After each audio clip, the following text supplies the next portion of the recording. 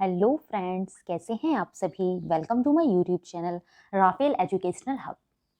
Friends, आज मैं आपके लिए जूनियर सुपर टेट की साइंस का लास्ट टॉपिक है और उस टॉपिक का नेम है ब्लड या रक्त।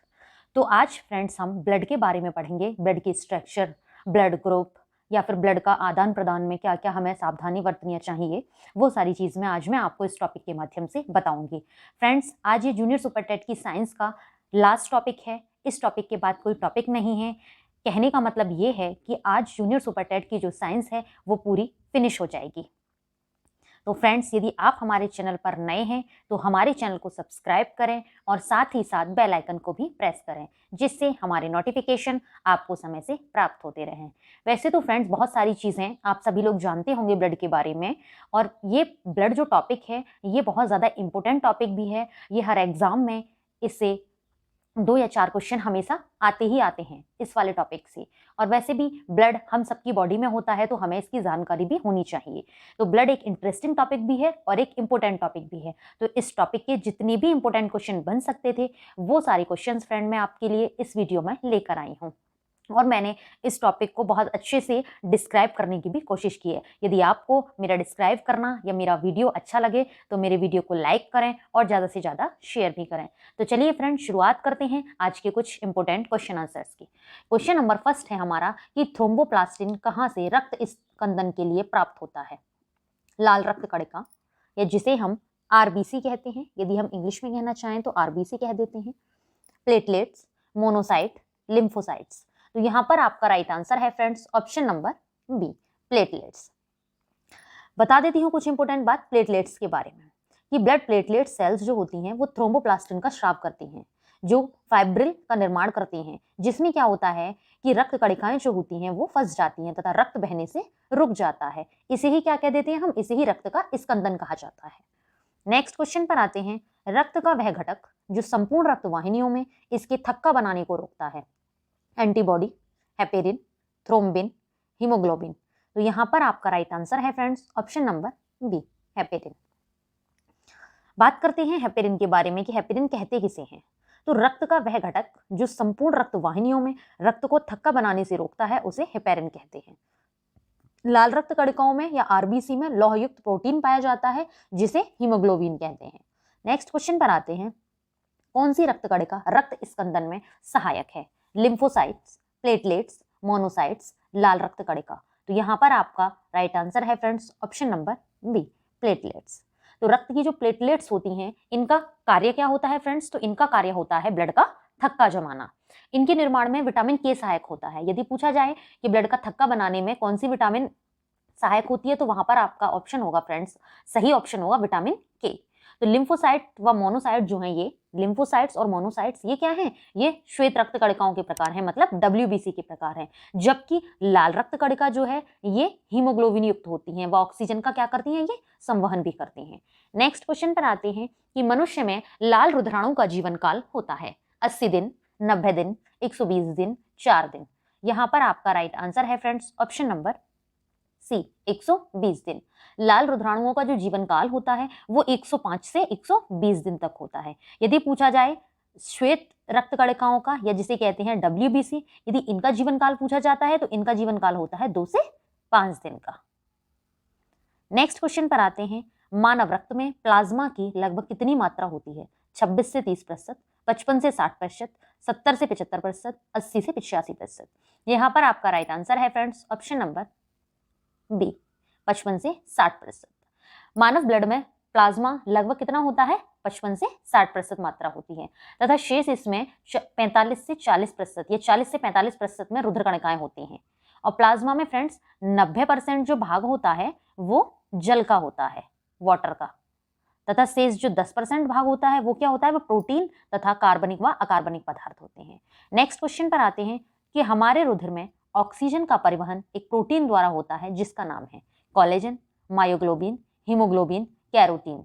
यहां पर आपका राइट आंसर है friends option number C, haemoglobin. तो हमारे रुधिर में जो ऑक्सीजन का परिवहन होता है फ्रेंड्स, वो हीमोग्लोबिन प्रोटीन द्वारा होता है। और हीम क्या होता है? हीम लाल रंग का होता है, तथा ग्लोबिन क्या होता है? एक प्रोटीन होता है। यदि हम हीमोग्लोबिन का यदि हम संधि विच्छेद करते हैं तो उसका होगा हीम प्लस ग्लोबिन, जिसमें हीम लाल रंग का एक वर्णक होता है या पिगमेंट होता है और ग्लोबिन एक प्रोटीन होता है। यह ऑक्सीजन के साथ मिलकर क्या करता है? ऑक्सी हीमोग्लोबिन बनाता है। वह कार्बन डाइऑक्साइड के साथ क्रिया करके कार्बोक्सी हीमोग्लोबिन बनाता है। नेक्स्ट क्वेश्चन पर आते हैं। लाल रक्त कणिकाएं शरीर के किस भाग में बनती हैं? यकृत, अस्थिमज्जा, वृक्क, हृदय। यहाँ पर आपका राइट आंसर है फ्रेंड्स ऑप्शन नंबर बी, अस्थिमज्जा, जिसे इंग्लिश में बोन मैरो कहते हैं। तो बात करते हैं लाल रक्त कणिकाओं के बारे में, जिसे हम इंग्लिश में आरबीसी कहते हैं, रेड ब्लड कार्पल्स। तो मनुष्य में आरबीसी छोटी, चपटी, गोल तथा दोनों ओर से बीच में दबी हुई होती हैं। अर्थात यदि हम बोलना चाहें इसको तो इनकी जो आकृति होती है वो कैसी होती है? वो उभयावतल होती है, मतलब थोड़ी उठी हुई सी होती है। और इसमें फ्रेंड्स ये वाली बात आपको पता होनी चाहिए, वो पूछ लेता है कि किन प्रकार की कणिकाओं में केंद्रक नहीं पाया जाता है। तो आरबीसी में क्या होता है फ्रेंड्स? इनमें केंद्रक जो होता है वो एब्सेंट होता है, जिसे इंग्लिश में केंद्रक को हम न्यूक्लियस कहते हैं। तो आरबीसी में न्यूक्लियस नहीं पाया जाता है। एक स्वस्थ मनुष्य के शरीर में आरबीसी की जो संख्या होती है वो 45 से 50 लाख प्रति मिलीमीटर क्यूब तक होती है। तथा यदि इनके जीवन काल की बात करें तो 100 से 120 दिन। फ्रेंड्स, ये अलग अलग बुक्स में अलग अलग दे रखा होता है। आरबीसी कणिकाओं का जो निर्माण होता है वो कहाँ होता है? वो आपका अस्थिमज्जा या बोन मैरो में होता है। नेक्स्ट क्वेश्चन पर आते हैं कि औसतन एक मानव शरीर में रक्त का भार शरीर की तुलना में लगभग कितना होता है? 7 से 8%, 10 से 11%, 15 से 16%, 17 से 22%। यहाँ पर आपका राइट आंसर है फ्रेंड्स ऑप्शन नंबर ए, 7 से 8%। ब्लड, यहाँ पर बात की रक्त का भार पूछा गया कि रक्त का भार शरीर की तुलना में लगभग कितना होता है, तो वो होता है 7 से 8%। यदि बात करें ब्लड की, तो ब्लड क्या है? एक शारीरिक तरल द्रव है जो रक्त वाहिनियों के अंदर विभिन्न अंगों में क्या होता है फ्रेंड्स? ब्लड क्या है? लगातार हमारी अंगों में बहता रहता है। इनका प्रमुख कार्य जो होता है वो शरीर के अंगों तक ऑक्सीजन पहुंचाना। यदि पूछा जाता है कि ब्लड का प्रमुख कार्य क्या है, तो वो है शरीर के अंगों तक ऑक्सीजन का पहुंचाना है। रक्त के यदि पीएच मान पूछा जाए कि रक्त का पीएच मान कितना होता है, तो फ्रेंड्स रक्त का पीएच मान होता है 7.4। नेक्स्ट क्वेश्चन पर आते हैं कि एक स्वस्थ व्यक्ति का रक्तदाब होता है, जिसे इंग्लिश में रक्तदाब को कहते हैं ब्लड प्रेशर। ये जो प्रॉब्लम है जनरली अब मोस्टली परिवारों में आम बात है। तो कितना होता है ये? 90/60, 200/110, 120/80, 140/60। यहाँ पर आपका राइट आंसर है फ्रेंड्स ऑप्शन नंबर सी, 120/80। बात करते हैं रक्तदाब की कि रक्तदाब कहते किसे? तो हृदय के संकुचन से धमनियों की दीवारों पर पड़ने वाला जो दाब होता है वो रुधिरदाब कहलाता है या रक्तदाब कहलाता है। एक स्वस्थ व्यक्ति में संकुचन एवं अनुशिथिलन दाब जो होता है वो कितना होता है? रुधिरदाब 120/80 mmHg होता है। ये mmHg। रक्तदाब का यदि पूछा जाए कि रक्तदाब को मापते किससे हैं, तो फ्रेंड्स इसको मापते हैं हम स्फिग्मोमैनोमीटर द्वारा मापते हैं। यहाँ पर फ्रेंड्स मैं आपको बताती हूँ कि 120/80 इसका मतलब क्या होता है। जो नॉर्मल ब्लड प्रेशर होता है वो इतना रहना चाहिए ह्यूमन बॉडी में, 120/80। यदि फ्रेंड्स ये 80 से यदि बढ़ के अगर 90 हो जाता है तो क्या कहेंगे हम? तो हम कहते हैं कि ब्लड प्रेशर हाई हो गया है, मतलब जिसे हम यदि साइंटिफिक भाषा में कहना चाहें तो कहेंगे हाइपरटेंशन। यदि फ्रेंड्स ये जो 120 है ये घट जाता है, ये हो जाता है 100 अपॉन नीचे वाला रहता है 80 या 80, तो हम क्या कहेंगे इसको? तो हम इस वाली कंडीशन को कहेंगे फ्रेंड्स कि उनको लो ब्लड प्रेशर हो गया है। आपने देखा होगा कि आपके घर में भी मम्मी पापा या जो दादा दादी हैं हमारे, मोस्टली किसी ना किसी को ये प्रॉब्लम होती ही है। आज के टाइम में ये एक आम बात हो चुकी है कि किसी का ब्लड प्रेशर हाई होता है तो किसी का लो होता है, तो वो आप इससे पहचान कर सकते हैं। जब हाई ब्लड प्रेशर होता है तो उसको हम कहते हैं हाइपरटेंशन, और जब लो ब्लड प्रेशर होता है तो उसको क्या कहते हैं हम? हाइपोटेंशन। नेक्स्ट क्वेश्चन पर आते हैं कि रक्त का कौन सा घटक भोजन, कार्बन डाइऑक्साइड और नाइट्रोजन युक्त कचरे का परिवहन करता है? सफेद रक्त कणिकाएं, रक्त प्लेटलेट्स, लाल रक्त कणिकाएं, प्लाज्मा। यहाँ पर आपका राइट आंसर है friends option number D, plasma. बात करते हैं कुछ प्लाज्मा के बारे में। प्लाज्मा है क्या? तो प्लाज्मा रक्त का पीले रंग का तरल घटक है, जिसमें क्या होता है? जिसमें पूर्ण रक्त की रक्त कोशिकाएं सामान्य रूप से निलंबित रहती हैं। ये क्या होता है? यह कुल ब्लड की मात्रा का लगभग 50% तक होता है प्लाज्मा। इसका जो अधिकतर अंश होता है प्लाज्मा का वो जल होता है। इसमें प्रोटीन, शुगर, थक्का जमाने वाले कारक, खनिजायन, हार्मोन और कार्बन डाइऑक्साइड क्या होता है? खुले रहते हैं। नेक्स्ट क्वेश्चन पर आते हैं कि रक्त में पाया जाने वाला डैश शरीर में ऑक्सीजन परिवहन के लिए जिम्मेदार होता है। सफेद रक्त कणिकाएं, प्लेटलेट्स, लाल रक्त कणिकाएं, प्लाज्मा। यहाँ पर आपका राइट आंसर है फ्रेंड्स ऑप्शन नंबर सी, लाल रक्त कणिकाएं, या जिन्हें आरबीसी कहते हैं। बात करते हैं कुछ आरबीसी के बारे में। तो आरबीसी के यदि निर्माण की बात करें फ्रेंड्स, ये क्वेश्चन आपसे बहुत बार पूछे जाते हैं। ब्लड जो टॉपिक है ये पूरा ही टॉपिक इंपॉर्टेंट है, तो इसके आप एक एक क्वेश्चन को ध्यान से सुनना और अच्छे से समझना, जिससे कि ये आपके लिए हमेशा के लिए काम दे और आप हर एग्जाम में यदि इस टॉपिक से क्वेश्चन आए तो आप गलत ना करके आए। पूछा जाए आपसे कि आरबीसी का निर्माण कहाँ होता है फ्रेंड्स, तो आरबीसी का निर्माण बोन मैरो में होता है, ये जिसे हिंदी में हम अस्थि मज्जा कहते हैं। किंतु भ्रूणीय अवस्था में आरबीसी का निर्माण जो होता है वो प्लीहा में होता है, प्लीहा तथा यकृत में होता है। प्लीहा को हम इंग्लिश में स्प्लीन कहते हैं तथा यकृत को इंग्लिश में लिवर कहते हैं। आरबीसी का जो प्रमुख कार्य होता है वो शरीर की कोशिकाओं में ऑक्सीजन का परिवहन करना होता है। आरबीसी में फ्रेंड्स लौह युक्त रंजक प्रोटीन पाया जाता है जिसे हम हीमोग्लोबिन कहते हैं, और हीमोग्लोबिन के कारण ही फ्रेंड्स हमारे ब्लड का जो कलर रेड है वो हीमोग्लोबिन की वजह से ही है। नेक्स्ट क्वेश्चन पर आते हैं। डैश रक्त का वह भाग जिसमें 92% जल होता है और शेष 8% में प्रोटीन, खनिज, हार्मोन, एंजाइम तथा अन्य पदार्थ होते हैं। लाल रक्त कणिकाएं, सफेद रक्त कणिकाएं, रक्त प्लेटलेट्स, प्लाज्मा। तो यहाँ पर आपका राइट आंसर है friends option number D, plasma. Plasma जिसके बारे में भी आपको बता चुकी हूँ कि प्लाज्मा क्या है, मानव रुधिर का पीले रंग का आधारभूत तरल, साफ, चिपचिपा हुआ पारदर्शी पदार्थ होता है और यह रुधिर का लगभग 60% भाग होता है। नेक्स्ट क्वेश्चन पर आते हैं कि मानव शरीर में मौजूद निम्नलिखित कोशिकाओं में से किसमें माइटोकॉन्ड्रिया नहीं पाया जाता? लाल रक्त कोशिका, यकृत कोशिका, मांसपेशी कोशिका, श्वेत रक्त कोशिका। यहाँ पर आपका राइट आंसर है फ्रेंड्स ऑप्शन नंबर ए, लाल रक्त कोशिका। इसमें क्या होता है, इसमें माइटोकॉन्ड्रिया नहीं पाया जाता। लाल रक्त कोशिकाओं का निर्माण मैंने आपको बता दिया कि बोन मैरो में होता है। इसमें हीमोग्लोबिन नामक प्रोटीन पाया जाता है, इसमें न्यूक्लियस नहीं पाया जाता है और इसकी जो जीवन काल होता है वो 120 दिन होता है। नेक्स्ट क्वेश्चन पर आते हैं कि रक्त कोशिकाएं जो मोनोसाइट से छोटी होती हैं और जिसमें बड़ा केंद्रक पाया जाता है, एरिथ्रोसाइट, लिम्फोसाइट, बेसोफिल, प्लेटलेट। यहाँ पर आपका राइट आंसर है friends option number B, lymphocytes कहते हैं। तो रक्त कोशिकाएं जो मोनोसाइट से छोटी होती हैं और जिसमें बड़ा केंद्रक पाया जाता है उसे हम लिम्फोसाइट कहते हैं। लिम्फोसाइट जो होता है फ्रेंड्स ये WBC का एक टाइप होता है। लिम्फोसाइट्स की जो संख्या क्या होती है इनका 20 से 40% तक होते हैं ये। इनका जो प्रमुख कार्य होता है लिम्फोसाइट्स का, वो इनका प्रमुख कार्य होता है शरीर की प्रतिरक्षी प्रक्रियाओं के लिए आवश्यक प्रतिरक्षी बनाना है। मतलब इनका कार्य होता है कि ब्लड में एंटीबॉडी बनाना। नेक्स्ट क्वेश्चन पर आते हैं। एक वयस्क मनुष्य के शरीर में WBC की संख्या पाई जाती है 6000 से 10,000, 5000 से 10,000, 3000 से 5000, 7000 से 8000। यहाँ पर आपका राइट आंसर है फ्रेंड्स ऑप्शन नंबर डी, 5000 से 10,000। WBC जिसे हिंदी में हम श्वेत रुधिराणु या ल्यूकोसाइट को ही WBC कहते हैं। ये आरबीसी से बड़े, रंगहीन और केंद्रकीय होते हैं। अर्थात क्या होता है फ्रेंड्स, इनमें WBC में केंद्रक पाया जाता है जबकि आरबीसी में केंद्रक नहीं पाया जाता है। और WBC जो होती हैं वो दो प्रकार की होती हैं, एक तो कणिकामय WBC या जिन्हें हम ग्रेन्युलोसाइट्स कहते हैं, और दूसरी होती है कणिका विहीन WBC। नेक्स्ट क्वेश्चन पर आते हैं कि थ्रोम्बोसाइट को डैश भी कहते हैं, लिम्फोसाइट्स, WBC, आरबीसी, प्लेटलेट्स। यहाँ पर आपका राइट आंसर है friends option number D, platelets.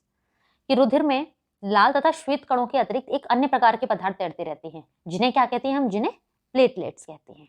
ये लाल कणों से छोटी होती हैं और इनकी संख्या भी बहुत कम होती है। यदि इनका भी निर्माण पूछा जाए, प्लेटलेट्स का निर्माण कहाँ होता है, तो इनका निर्माण या जन्म स्थान भी बोन मैरो है। इनका मुख्य कार्य क्या होता है, ये रक्त को जमने में सहायता करती है।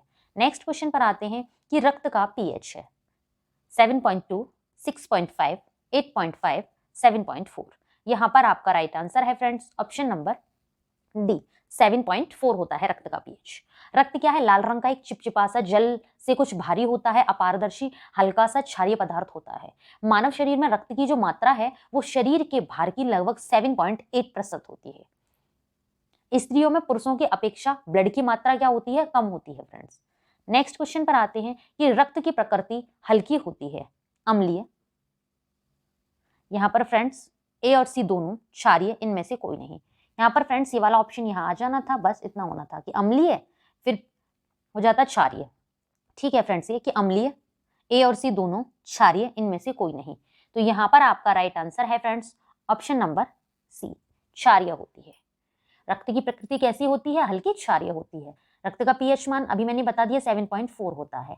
और रक्त में दो प्रकार के पदार्थ पाए जाते हैं। तो कौन कौन से पाए जाते हैं फ्रेंड्स? वो एक होता है आपका प्लाज्मा और दूसरा होता है रुधिराणु।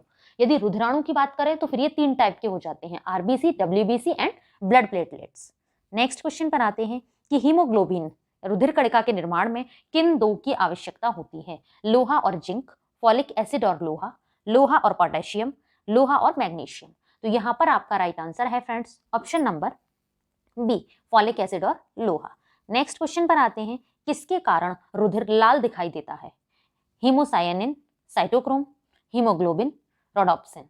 यहाँ पर आपका राइट आंसर है friends option number C, haemoglobin. Haemoglobin के कारण ही जो ब्लड का रंग है वो लाल दिखाई देता है। नेक्स्ट क्वेश्चन पर आते हैं कि रक्त किस प्रकार का ऊतक है? फ्रेंड्स कई टाइप के ऊतक होते हैं, ऊतक जिसे इंग्लिश में टिश्यू कहते हैं, जैसे उपकला ऊतक, संयोजी ऊतक, पेशीय ऊतक, तंत्रिका ऊतक। तो यहाँ पर जो राइट आंसर है वो है संयोजी ऊतक, जिसे इंग्लिश में कनेक्टिव टिश्यू कहते हैं।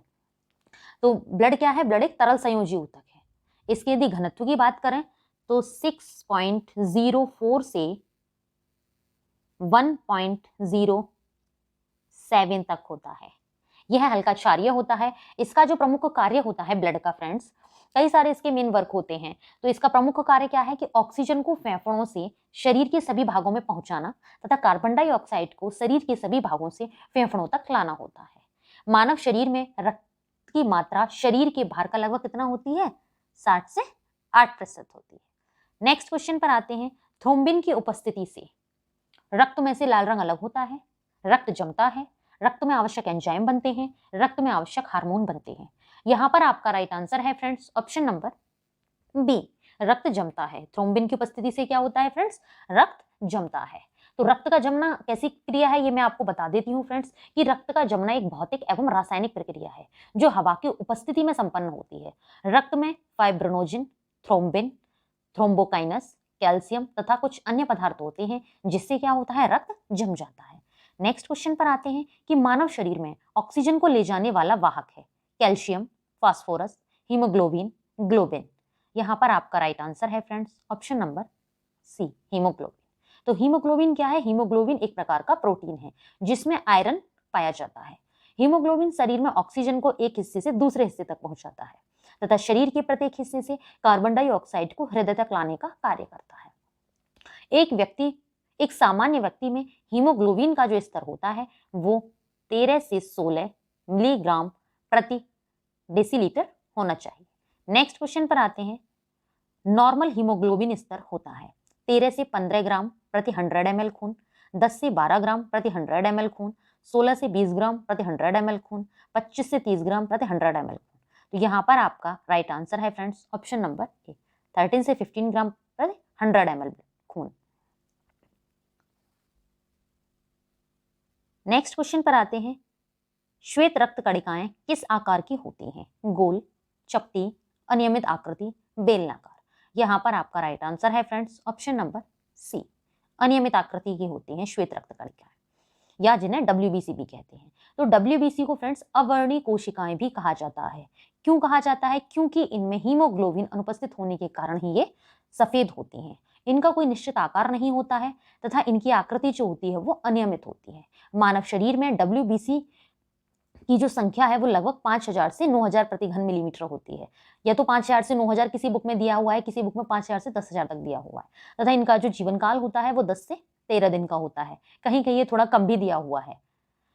WBC शरीर में प्रतिरक्षा या जीवाणुओं तथा अन्य नुकसानदायक बाह्य पदार्थों को नष्ट करती हैं। WBC का जो कार्य होता है वो यदि हमारे शरीर में कोई बीमारी अटैक करती है तो उसके प्रति क्या करती है? हमें लड़ने के लिए जागरूक करती है या लड़ने के लिए एंटीबॉडी बनाती है। नेक्स्ट क्वेश्चन पर आते हैं, प्रति घन मिलीमीटर रक्त में लाल रक्त कणों की संख्या होती है 50 लाख, 50 करोड़, 5 लाख, कोई नहीं। यहाँ पर आपका राइट आंसर है फ्रेंड्स ऑप्शन नंबर ए, 50 लाख होती है। तो लाल रुधिराणु की बात करें तो रुधिराणु जो होते हैं फ्रेंड्स वो 3 प्रकार के होते हैं, आरबीसी, WBC और ब्लड प्लेटलेट्स। आरबीसी में हीमोग्लोबिन नामक प्रोटीन पाई जाती है। ये मैं आपको कई बार बता चुकी हूँ, बार बार फ्रेंड्स इसीलिए रिपीट कर रही हूँ जिससे कि आपको इस वीडियो में ही ये सारे क्वेश्चन याद हो जाएं, आपको दोबारा इनके लिए टाइम वेस्ट ना करना पड़े। नेक्स्ट क्वेश्चन पर आते हैं, आरबीसी का कब्रगाह किसे कहा जाता है, या फिर फ्रेंड्स पूछ लिया जाता है कि आरबीसी का कब्रिस्तान किसे कहते हैं। कब्रिस्तान फ्रेंड्स आप जानते हैं कि जब कोई चीज डेड हो जाती है, मर जाती है, तो उसी को हम कहते हैं कब्रिस्तान कहते हैं। तो प्लीहा, अस्थिमज्जा, यकृत, फेफड़े। यहां पर आपका राइट आंसर है फ्रेंड्स ऑप्शन नंबर ए, प्लीहा।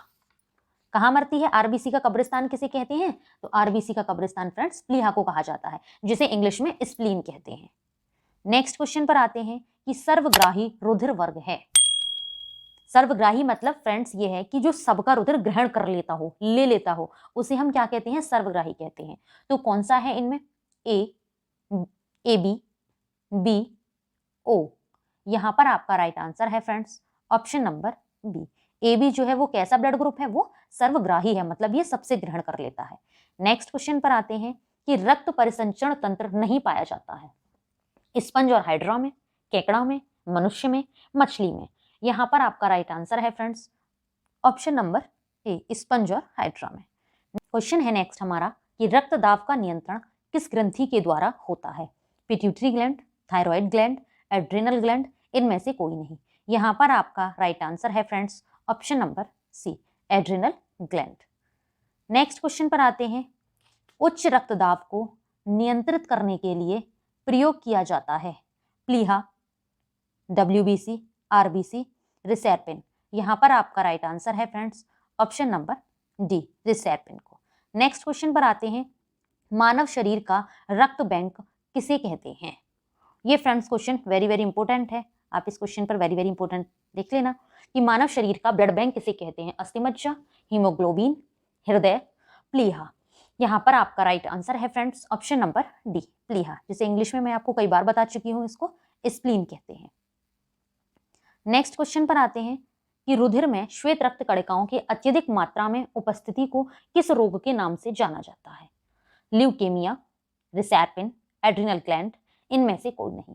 यहां पर आपका राइट आंसर है फ्रेंड्स ऑप्शन नंबर ए, ल्यूकेमिया, या जिसे हम रक्त कैंसर भी कहते हैं। यदि ब्लड में डब्ल्यूबीसी की जो मात्रा होती है वो यदि बढ़ जाती है तो फ्रेंड्स हमें ब्लड कैंसर होने के चांसेस हो जाते हैं। नेक्स्ट क्वेश्चन पर आते हैं कि रुधिर वर्ग की खोज किसने की थी, William Harvey, Karl Landsteiner, James Franklin, Funk. यहां पर आपका राइट आंसर है friends option number B, Karl Landsteiner ने की थी ब्लड ग्रुप की खोज, और इसके लिए फ्रेंड्स 1903 ईस्वी में नोबेल प्राइज भी मिला था। और कार्ल लैंड स्टीनर ने फ्रेंड्स 3 ब्लड ग्रुप की खोज की थी, ए, बी और ओ की। जो ए बी ब्लड ग्रुप है उसकी खोज कार्ल लैंड स्टीनर ने नहीं की थी, उसकी खोज की थी फ्रेंड्स स्टर्टिवा डिकेस्टिले ने 1901 से 1902 ईस्वी में।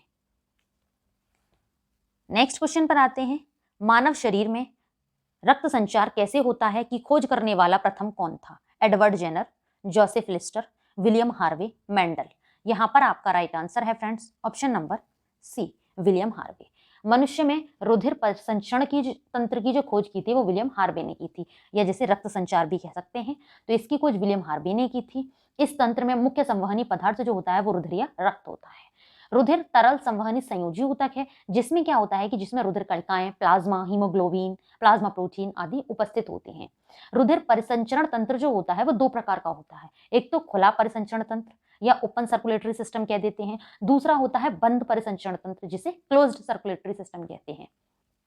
तो पूछा जाता है फ्रेंड्स, यहाँ पर आपसे कुछ नेम दे देगा, उसमें पूछेगा कि इनमें बताइए कि किसमें खुला परिसंचरण तंत्र है, किसमें बंद परिसंचरण तंत्र है। तो मैं आपको बता देती हूँ कि खुला परिसंचरण तंत्र किसमें पाया जाता है, जैसे तिलचट्टा, प्रॉन, कीट, मकड़ी आदि, इन सभी में कैसा होता है, इनमें खुला परिसंचरण तंत्र होता है। दूसरा होता है क्लोज्ड, मतलब बंद सर्कुलेटरी सिस्टम। तो इस प्रकार का जो सर्कुलेटरी सिस्टम होता है वो रुधिर की बंद नलिकाओं में बहता है।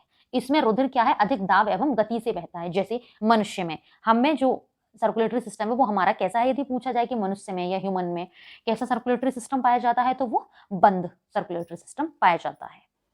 नेक्स्ट क्वेश्चन पर आते हैं, एक व्यक्ति के लाल रुधिराणुओं में ए और बी एंटीजन है, तो इनके सीरम में कौन सी एंटीबॉडीज होंगी, एंटीबॉडी ए, एंटीबॉडी बी, कोई एंटीबॉडी नहीं, ए और बी। यहां पर आपका राइट आंसर है फ्रेंड्स ऑप्शन नंबर सी, कोई एंटीबॉडी नहीं होगी।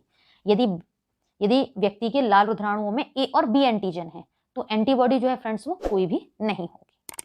नेक्स्ट क्वेश्चन पर आते हैं, यदि माता पिता में रक्त समूह ए और ए हैं वह, तो बच्चे में संभावित रक्त समूह क्या होगा? A comma B, A comma B comma A B, O comma A comma B comma A B, A comma O. यहाँ पर आपका राइट आंसर है friends option number D, A और ओ। यदि बच्चे के माता पिता का जो ब्लड ग्रुप है वो दोनों में ही ए है, तो बच्चे में जो संभावित ब्लड ग्रुप होगा वो हो सकता है ए और ओ।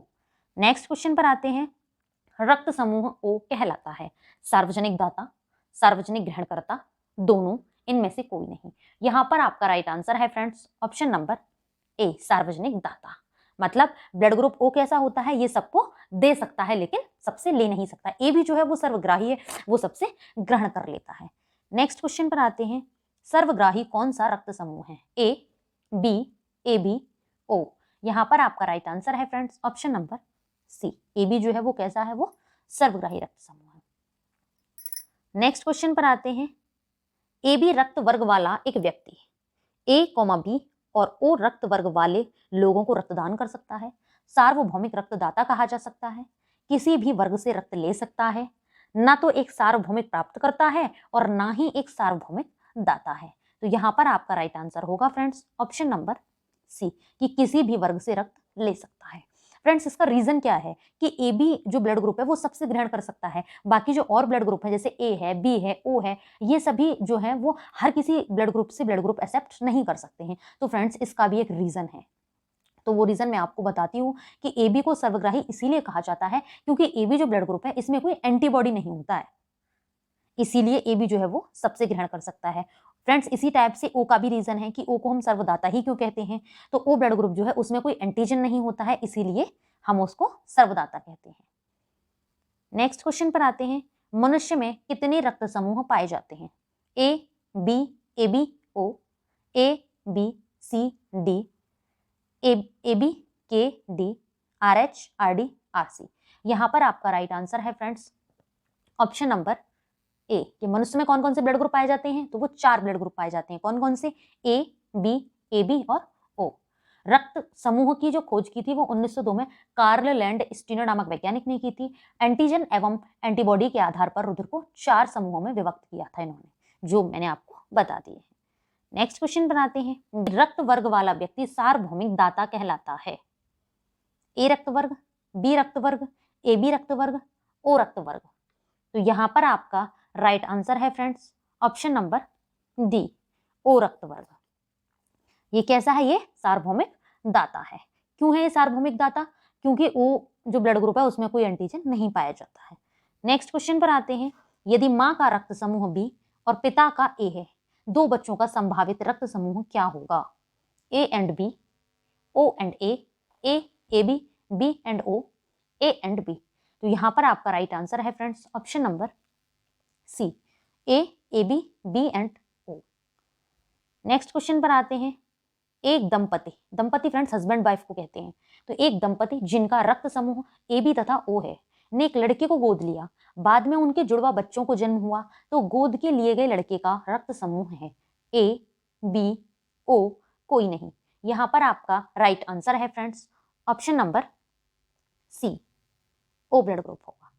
नेक्स्ट क्वेश्चन पर आते हैं, रुधिर वर्ग ए बी में होता है, कोई प्रतिजन नहीं, कोई प्रतिरक्षी नहीं, जामन गुण अनुपस्थित, उपर्युक्त सभी। तो यहाँ पर आपका राइट आंसर है फ्रेंड्स ऑप्शन नंबर बी, कोई प्रतिरक्षी नहीं। नेक्स्ट क्वेश्चन पर आते हैं कि जब दोनों जनक रुधिर वर्ग ए बी के हों तो उनके बच्चों में हो सकता है ए बी तथा ओ रुधिर वर्ग, ए बी तथा ए बी रुधिर वर्ग, ए तथा बी रुधिर वर्ग, ए बी तथा ओ रुधिर वर्ग। तो यहाँ पर आपका राइट आंसर है friends option number B, A B तथा ओ रुधिर वर्ग। नेक्स्ट क्वेश्चन पर आते हैं कि यदि किसी संतान का रुधिर वर्ग ए बी है और उसके पिता का रुधिर वर्ग ओ है, तो उसकी माता का रुधिर वर्ग क्या होगा? ए बी ओ या नन ऑफ दीज। तो यहाँ पर आपका राइट आंसर है friends option number D, none of these. यदि किसी संतान का रुधिर वर्ग ए बी है और उसके पिता का रुधिर वर्ग ओ है, तो उसकी माता का जो रुधिर वर्ग होगा वो ए बी होगा, जो यहाँ पर किसी भी ऑप्शन में नहीं है। तो यहाँ पर जो आंसर आपका राइट होगा वो ऑप्शन नंबर डी होगा कि none of these. Next question पर आते हैं, यदि एक RH धनात्मक व्यक्ति एक ऋणात्मक औरत से विवाह करता है तो परिणाम भ्रूण होगा धनात्मक, ऋणात्मक, मृत प्रसव, परिपक्व पूर्व। तो यहाँ पर आपका राइट आंसर है फ्रेंड्स ऑप्शन नंबर ए धनात्मक। नेक्स्ट क्वेश्चन पर आते हैं कि RH फैक्टर की खोज किस वैज्ञानिक ने की थी? William Harvey, Edward Jenner, Louis Pasteur, Wiener व लैंड स्टीनर। तो यहाँ पर आपका राइट आंसर है friends option number D. RH factor की खोज वीनर व लैंड स्टीनर नामक वैज्ञानिक ने की थी। और किसमें की थी इन्होंने इसकी पहचान सबसे पहले? तो RH फैक्टर की जो सबसे पहले पहचान की थी वो रीसस बंदर में देखा गया था। नेक्स्ट क्वेश्चन पर आते हैं और आज की वीडियो का अंतिम प्रश्न भी है, यदि किसी माता पिता का ब्लड ग्रुप क्रमशः O और B है, इनसे पैदा होने वाली संतान का ब्लड ग्रुप होगा O, B, A और B दोनों। यहाँ पर फ्रेंड्स ये जो है ये वाले A और B हैं दोनों, तो A और B दोनों AB ग्रुप। तो यहाँ पर आपका राइट आंसर है फ्रेंड्स ऑप्शन नंबर सी, ए और बी दोनों। मतलब यदि किसी माता पिता का ब्लड ग्रुप क्रमशः ओ और बी है तो इनसे जो पैदा होने वाली संतान है वो कैसी होगी? वो ओ और बी ग्रुप की ही होगी। फ्रेंड्स इनको निकाला जाता है, तो इनको निकालने के लिए फ्रेंड्स ऐसा होता है कि यदि किसी पेरेंट्स का ब्लड ग्रुप ए और बी है और आपसे पूछा जाता है कि इनसे जो बच्चा पैदा होगा उनका ब्लड ग्रुप कैसा होगा, तो यदि ए और बी ब्लड ग्रुप माता पिता का है तो बच्चे में जो ब्लड ग्रुप होंगे वो चारों ब्लड ग्रुप होने की संभावना है। यदि माता पिता का ब्लड ग्रुप जैसे ए बी है, मान लो माता का ब्लड ग्रुप ए बी है और पिता का जो ब्लड ग्रुप वो कोई और है, हमें नहीं पता कौन सा है, तो यदि आपसे पूछा जाए तो बच्चे में कैसा होगा, तो यहाँ पर क्या होगा कि ओ ग्रुप तो होगा ही, ओ ग्रुप नहीं होगा, बाकी सारे ग्रुप हो सकते हैं यहाँ पर। तो इस तरीके से फ्रेंड्स ये थोड़ा निकाला जाता है, इसका थोड़ा लेंथी प्रोसेस है निकालने का। यदि आपको ये प्रोसेस आता है तो आप इसको अच्छे से निकाल सकते हैं, इसमें कोई भी ऐसी प्रॉब्लम वाली बात नहीं है। तो फ्रेंड्स आज जो है जूनियर सुपर टेट की साइंस को मैंने समाप्त कर दिया है। इसके जितने भी टॉपिक थे वो मैंने आपको सारे टॉपिक कंप्लीट करा चुकी हूँ। यदि आपको कोई प्रॉब्लम है मेरी वीडियो में, यदि आपको क्वेश्चन और भी कुछ पूछना है तो वो आप मुझे कमेंट बॉक्स में कमेंट करके पूछ सकते हैं। यदि आपने फ्रेंड्स हमारे साइंस की प्रीवियस वीडियो नहीं देखे हैं तो नीचे डिस्क्रिप्शन में हमारे प्रीवियस वीडियो का लिंक दिया हुआ है, आप हमारे दिए हुए लिंक पर क्लिक करके हमारे प्रीवियस वीडियो देख सकते हैं। यदि मेरा वीडियो अच्छा लगा हो, यूजफुल लगा हो तो हमारी वीडियो लाइक करें और ज़्यादा से ज़्यादा शेयर भी करें, और हमारे चैनल को अभी तक सब्सक्राइब नहीं किया है तो हमारे चैनल को सब्सक्राइब भी करें। Thanks for watching video friends.